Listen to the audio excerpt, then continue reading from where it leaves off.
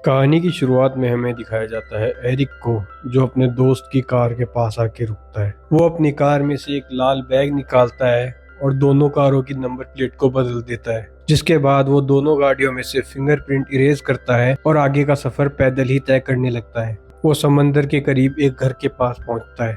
वो अपनी गन निकाल के पूरे घर को सर्च करता है, लेकिन वहां पे उसे कोई भी नहीं मिलता। पता चलता है कि वो यहाँ पे एक डिनीस नाम की औरत को ढूंढ रहा था। एकदम से उसे किसी की आवाज सुनाई देती है। वो घर से बाहर जाके देखता है, लेकिन यहाँ पे दूर दूर तक कोई नहीं था। उसे दोबारा वही आवाज आती है और अब वो आवाज का पीछा करते करते समुद्र के किनारे पहुंचता है, जहाँ उसे एक मेटल का बैग दिखता है और पास में बहुत सारा खून भी। पास ही उसे एक औरत का ब्रेसलेट भी मिलता है। उसे लगता है कि ये सब डिनीज का हो सकता है, पर उसे कुछ भी क्लियर नहीं था। वो पास ही पड़ी एक बकेट में सब भर के वहां से सब क्लियर कर देता है। तभी उसे दोबारा किसी के पुकारने की आवाज आती है। ये मैट था, डिनीज का बेटा और एरिक का पार्टनर, जो अपनी मोम के बारे में एरिक से पूछने लगता है। एरिक उसे बताता है कि मैंने तो उसे यहाँ आते देखा ही नहीं। इतने में ही वहाँ पे पॉल भी आ गया, जो उनका चौथा साथी था। असल में ये लोग एक $40 मिलियन की पेंटिंग चुरा के लाए थे, जिसके बाद इनका प्लान था कि ये लोग इस घर में स्टे करेंगे और देश छोड़ के चले जाएंगे। सबसे पहले यहाँ पे आना था डिनीज को, जिसके पास वो पेंटिंग थी, पर वो यहाँ आई ही नहीं। इन लोगों को लगता है कि एरिक ने डिनीज को मार दिया है, क्योंकि जो पेंटिंग डिनीज के पास होनी चाहिए थी वो एरिक के पास थी। पॉल और मैट एरिक से कहते हैं कि हम एक दिन यहाँ पे डिनीज का इंतजार करेंगे और अगर वो यहाँ ना आई तो हम लोग यहाँ से चले जाएंगे। इतने में एरिक उन सबके फोन लेके उसी रेड बैग में डाल देता है जो उसके पास पहले से था, और उसे समंदर के बीचों बीच फेंक देता है। इतने में ही एरिक को समंदर से एक आवाज आती है, और वो आवाज इतनी तेज होती है कि वो मैट और पॉल को भी सुनाई देती है। इस आवाज ने इन तीनों को हिप्नोटाइज कर लिया था। ये तीनों ज़ॉम्बीज़ की तरह चलते हुए समंदर के पास पहुंच जाते हैं, और जब इन्हें होश आता है तो इन्हें खुद नहीं पता होता कि ये यहाँ कैसे पहुंचे। ये लोग घर वापस आ जाते हैं और सोचते हैं कि जरूर ये सब थकावट की वजह से हुआ होगा। ये लोग सोने का डिसाइड करते हैं, पर मैट अभी भी अपनी मॉम के लिए परेशान था। पॉल उसे हौसला देता है और कहता है कि कल तक डेनिस यहाँ आ जाएगी, हमें वेट करना चाहिए। रात को पॉल एरिक के पास आता है और सवाल करता है कि कहीं उसने तो डेनिस को नहीं मार दिया। एरिक पॉल को यकीन दिलाता है कि मैंने ऐसा कुछ नहीं किया। मैट जब नहा के बाहर निकलता है तो उसे खून से भरी वही बकेट दिखती है जिसे एरिक ने समंदर में फेंक दिया था। बकेट को देख के वो परेशान हो जाता है, और जैसे ही वो बकेट के अंदर हाथ डालता है, उसके अंदर से डिनीज का ब्रेसलेट भी निकल आता है। उस ब्रेसलेट को देख के मैट गुस्से से पागल हो जाता है और उसका शक यकीन में बदल जाता है कि एरिक ने ही डेनिस को मारा है। मैट एरिक पे जोर से चिल्लाने लगता है, पर पॉल उसे शांत करता है। ये तीनों बहस में लगे ही हुए थे कि अचानक से इनके दरवाजे पे नॉक होने लगता है। जब उन्होंने दरवाजा खोल के देखा तो वहाँ पे एक लड़की थी जो बहुत घबराई हुई थी और उनसे मदद मांग रही थी। एरिक और पॉल उसकी मदद करने के लिए चले जाते हैं, और मैट उस खून की बाल्टी को ही देखता रहता है और सोचता है कि उसे यहाँ रखा किसने होगा। जैसे ही एरिक और पॉल उस लड़की की मदद करने के लिए समंदर के किनारे पहुंचते हैं तो वो देखते हैं कि उसकी एक दोस्त वहाँ बेहोश पड़ी थी। एरिक उसे सीपीआर दे के होश में लाता है, जिसके बाद एरिक उस लड़की को उठाकर अपने घर ले आता है। एरिक उन तीनों से सवाल करता है कि वो तीनों यहाँ पे कैसे आई। तब वो बताती है कि उनकी बोट का एक्सीडेंट हो गया था और हम तैरते तैरते यहाँ तक पहुंचे हैं।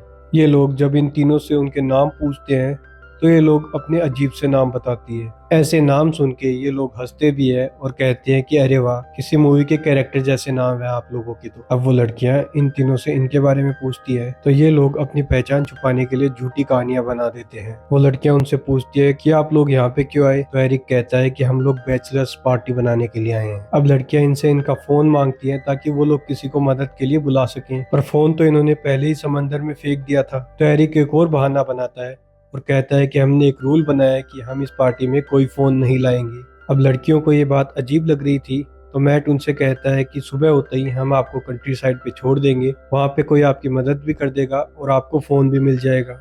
अब पॉल चुपके से उस पेंटिंग वाली ट्यूब को बेड के नीचे छुपा देता है, पर तभी उसकी नजर उस रेड बैग पे भी पड़ती है जो एरिक ने समुंदर में फेंक दिया था। अजीब बात थी, वो बैग अब उस घर के अंदर था।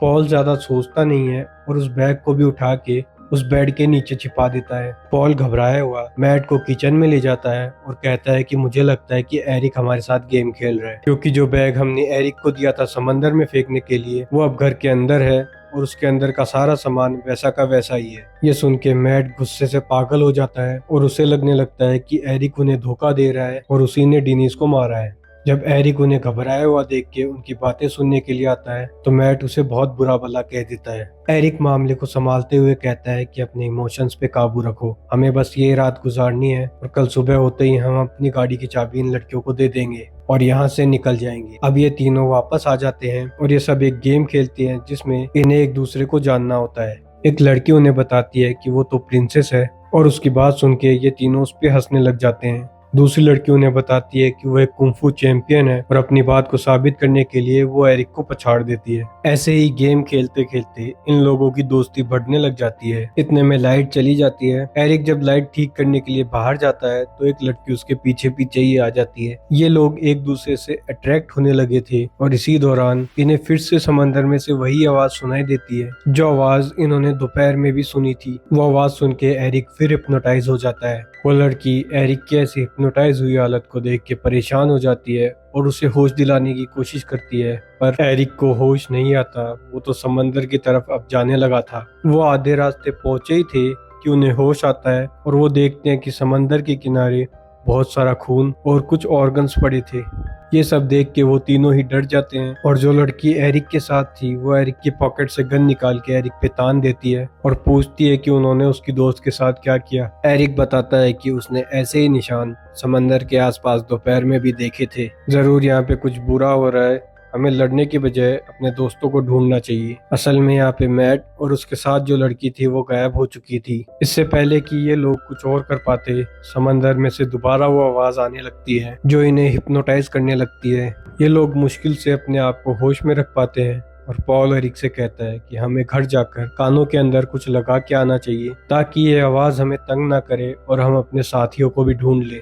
जब ये लोग घर के अंदर गए तो इन्होंने देखा कि वो लड़की पहले से ही वहाँ पे थी और मैप ढूंढने की कोशिश कर रही थी। एरिक को अब उस लड़की के ऊपर ही शक होने लगता है और वो उस पे गन तान देता है। तभी समंदर के अंदर से वो आवाज दोबारा आने लगती है। एरिक हिप्नोटाइज होने लगता है और वो लड़की इस बात का फायदा उठा के एरिक के चेस्ट में चाकू मार देती है। कुछ देर बाद जब एरिक को होश आया तो उसने देखा कि पॉल उसे संभाल रहा है। वो उसे टॉयलेट में लेके गया और टॉयलेट पेपर को गीला करके उसके कानों में लगा दिया ताकि वो आवाज उन्हें परेशान ना कर सके। एरिक अब मैट को ढूंढने के लिए बाहर चला जाता है लेकिन यहाँ पे काफी अंधेरा था। ऐसे में एरिक किसी चीज से टकरा के नीचे गिर जाता है और कोई पावर उसे खींच के समंदर में ले जाती है और डुबा देती है। पॉल ने हल्का फुल्का ये सब दूर से देख लिया था और उसके साथ ऐसा ना हो इसीलिए वो अपनी पेंटिंग लेता है और अपने आप को एक पिलर से बांध लेता है ताकि वो आवाजें इसे अट्रैक्ट ना कर सके। आवाजें तो बहुत आई पर पिलर ने अपना काम दिखाया। पॉल के हिप्नोटाइज होने के बावजूद भी पॉल समुद्र की तरफ नहीं बढ़ा। सुबह होती है और पॉल को होश आ जाता है। वो अपने आप को रस्सियों से आजाद करता है। उसके माइंड के फ्लैशबैक सीन से हमें पता चलता है कि पॉल ने पहले ही पुलिस को एरिक की फोटो देते हुए उसके यहाँ आने का बता दिया था,